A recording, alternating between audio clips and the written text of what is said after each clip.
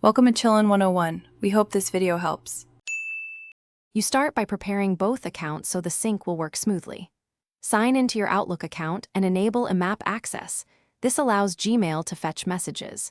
If your Outlook account uses two-factor authentication, create an app-specific password and keep it handy.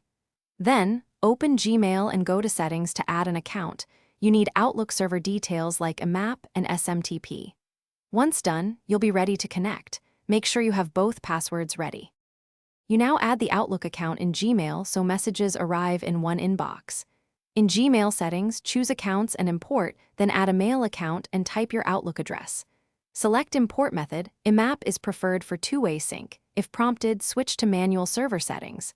Enter Outlook, Office 365. COM for IMAP and SMTP. Office 365. COM for SMTP, choose SSL/TLS, and input your Outlook password or app password. Once configured, test sending and receiving to confirm the link is working. You finish by customizing how Outlook Mail appears and handling common errors. Assign a label to incoming Outlook messages so you can find them quickly, and set up Send Mail as to send from your Outlook address. Gmail will ask to verify the alias.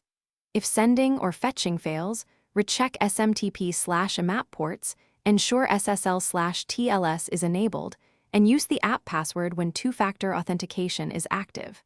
If problems persist, remove and re-add the account. That often clears stale tokens.